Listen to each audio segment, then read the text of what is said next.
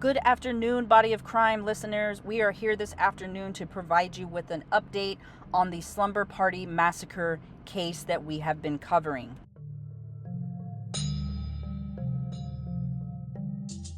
Information has surfaced that Jesse Lee McFadden and Holly Tanette Guess, maiden name Mayo, got married in prison. This information is inaccurate, and we want to share with you why that is.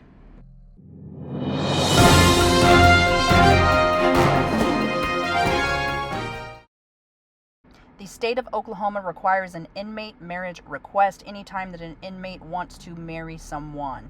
It is not automatic that they be approved. There is a process that they go through, and there is only 2 time selections throughout the year that they can choose to get married: March and September.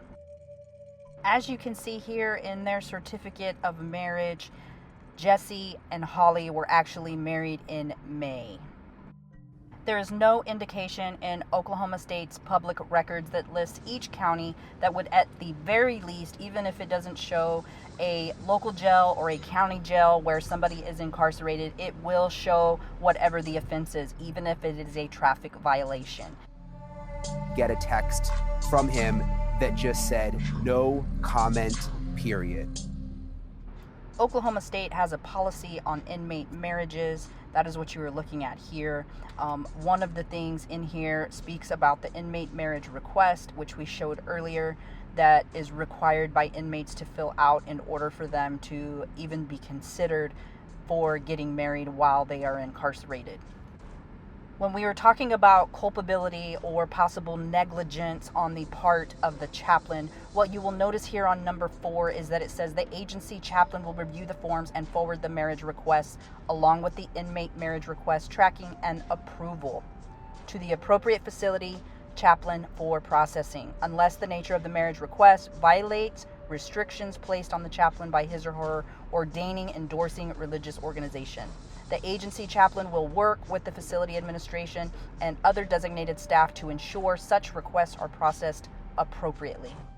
This policy also covers the ceremony itself and who is responsible for arranging for either a chaplain or an officiant to come in and perform the ceremony. It says that the ceremony is the responsibility of the inmate or the inmate's fiancé. Chaplains employed by the agency are not allowed to perform marriage ceremonies. The question, however, that does remain is that typically in a courthouse ceremony, it is the judge, or what is known as the justice of the peace, who performs the ceremony and not a chaplain.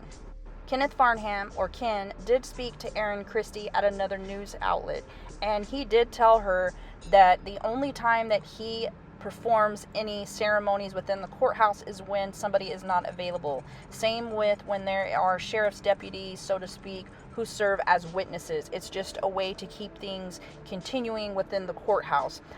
But he better answer someone as to why he legally married to a woman with 3 teenagers and didn't sort of red flag that and let it happen at the prison chapel.